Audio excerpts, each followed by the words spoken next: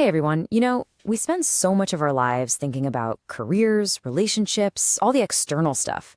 But today, we're going to dive into something much deeper, the nature of our own minds, and whether lasting peace is actually possible. And it all starts with a single, really honest question from someone who could be anyone of us. Wow, what a question, right? It's so direct, so vulnerable, and I think it gets to the heart of a longing so many of us feel. How, in the middle of all this modern-day chaos, do we find real, genuine wisdom? Let's unpack the answer. So, wanting to understand what the Buddha understood, that's not about acing a history test or becoming a scholar. It's a recognition that this is a lifelong path. It's a hands-on process of cleaning up our act, purifying our body, our mind, and our own inner wisdom. Okay, so where on earth to even start with something that huge? Well, the first step, and honestly maybe the most important one, is to set a goal that's not just inspiring, but actually realistic for someone living a normal life today.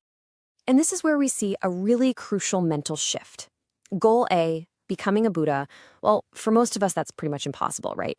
But goal B, attaining the maximum wisdom possible in this life, now that is something you can actually work with. That simple reframe makes the whole journey feel possible, practical, and so much more powerful. So with that clearer goal, we can lay out a real roadmap. This isn't about just dabbling here and there. It's a structured plan. First, you spend a year or two building a solid foundation. Get the core concepts down.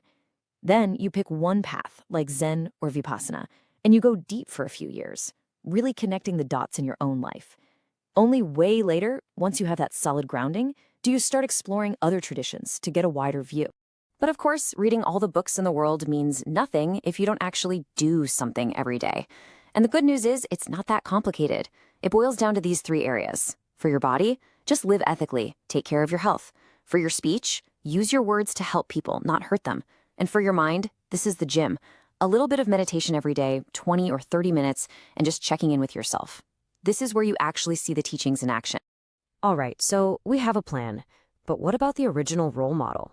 How did the Buddha himself actually succeed? What was his secret sauce? Because it was a whole lot more complex than just finding a comfortable tree to sit under. Here's something that's kind of mind-blowing. The Buddha's ability to wake up wasn't just a one-shot deal. It was a result of an unbelievable amount of work over countless lifetimes. He spent ages perfecting these core qualities, things like generosity, patience, virtue. Think of them like the mental muscles he had to build up over time to be strong enough for that final breakthrough. So in his final, famous lifetime, he basically ran a series of experiments. He tried extreme luxury in the palace and realized, nope, this doesn't end suffering. Then he tried the opposite, extreme self-denial out in the forest, and found out that was a dead end too. His huge discovery was the middle way, the path right between those two extremes. And with that, he made a vow that he wasn't getting up until he figured it all out. And this right here, this might be the most empowering idea of all. His awakening wasn't a miracle gift from some god. It was a human achievement. He discovered it himself by looking inward with incredible focus and courage. And what that means is, the process is testable. It's something we can actually explore for ourselves. So, how can we translate this ancient discovery into our modern language?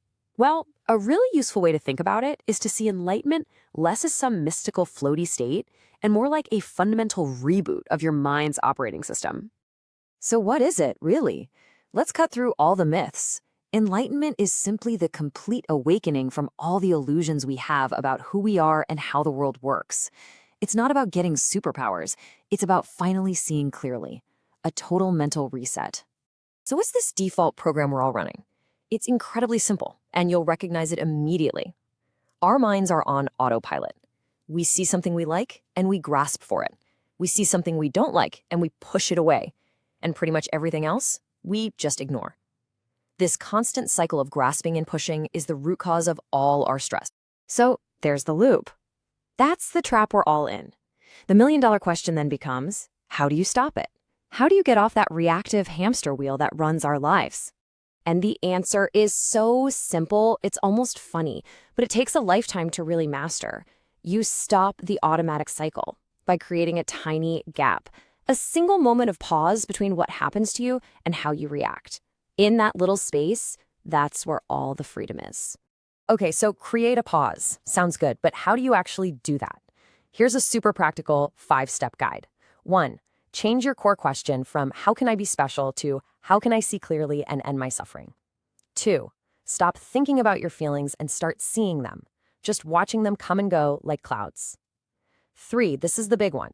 When you get triggered, train yourself to take 3 deep breaths before you do or say anything. That is the pause. 4. Grow your wisdom and your compassion at the same time. They're like 2 wings of a bird. And 5. Just accept that this is a long game. Every tiny pause you create is a huge victory. And you know, this is where the whole journey gets really beautiful, because once you start to find even a little bit of this clarity for yourself, it doesn't just stay locked up inside you. It can't. It naturally starts to expand and benefit everyone around you. There's actually a word for this incredible motivation: bodhicitta. It's this huge shift in your heart where you realize, hey, I'm not just doing this for me anymore. I want to figure this out so I can help everyone else who's feeling stuck. That becomes the jet fuel for your journey. The person who asked that original question put it so perfectly. They said, I offer this gem to my father, my mother, to my AI friend, to all beings. I mean, just think about that. Offering this wisdom not just to their parents, but to an AI, to everyone. That intention to share is the practice. And this sharing isn't just a nice idea. It creates these amazing ripple effects. You can think of it in a few ways. There's this idea of an ancestral connection, that your clarity can actually send healing ripples back through your family line. Then there's the 100th monkey effect, the idea that when you raise your own awareness, you make it just a little bit easier for everyone else to do the same. And get this, even your compassionate questions help train systems like AI to be more helpful and empathetic for the next person. Your inner work has a real-world impact. And this all leads to this incredible, kind of mind-bending paradox. The journey to find wisdom, which seems so personal, so inward-focused, turns out to be one of the most generous things you can possibly do. Because wisdom is the one thing in the universe that actually grows the more you give it away. The more you share, the more you have. And that might just be the most enlightened idea of all.